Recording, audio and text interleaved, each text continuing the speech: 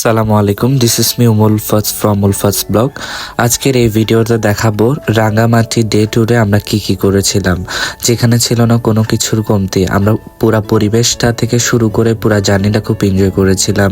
গান নাচ আড্ডা দিতে দিতে পৌঁছে গেলাম রাঙ্গামাটি শহরে। এখানে গান করছে আমাদের শ্রদ্ধেয় রাশেদা ম্যাডাম, খুব সুন্দর গান করে উনি। ওনার গান শুনতে শুনতে আমরা পৌঁছে গিয়েছি রাঙ্গামাটির সেই সুন্দর স্পটে, যেখানে ছিল শান্তশিষ্ট পরিবেশ, আরামদায়ক, যেখানে আমরা উপভোগ করছিলাম জীবনের সবচেয়ে সৌন্দর্যের আবেগবন পরিবেশ।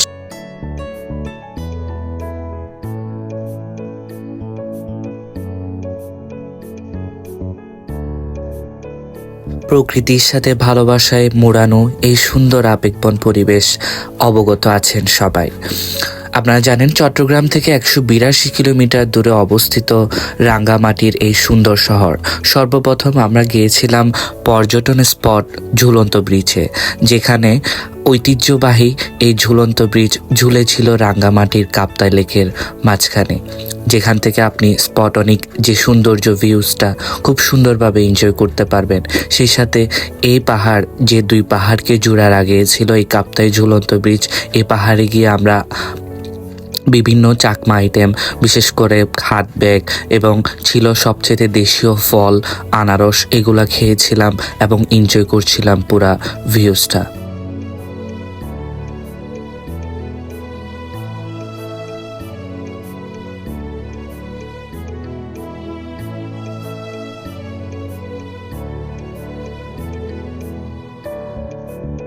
পর্যটন স্পট শেষ করে ওখানে আমাদের দুপুরের বুথ শেষ করে আমরা চলে গেলাম পলয়েল পার্কের উদ্দেশ্যে। মনোরম পরিবেশে ওখানে আমরা এনজয় করেছিলাম আমাদের সৌন্দর্যের মিউজিক্যাল পিলু, যেখানে প্রায় আমরা 10 জনকে পুরস্কারে পুরস্কৃত করি এবং খুব সুন্দরভাবে লেকের পাড়ে উপভোগ করি আমাদের মিউজিক্যাল পিলু।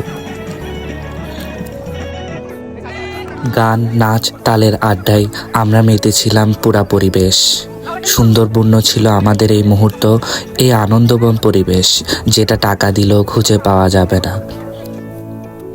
এরপরে আমরা এনজয় করেছিলাম সেখানে সানসেট, যেখানে খুব সুন্দরভাবে সানসেট আমরা এনজয় করতেছিলাম।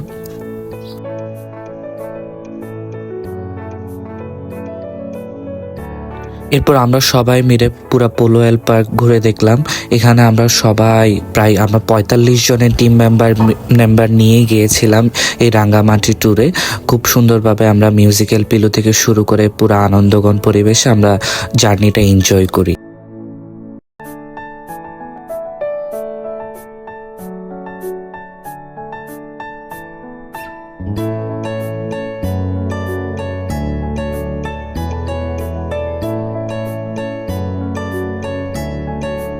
এরপর সুন্দর একটা নৌভ্রমণের মধ্য দিয়ে আমাদের যাত্রা এখানে সমাপ্ত করি।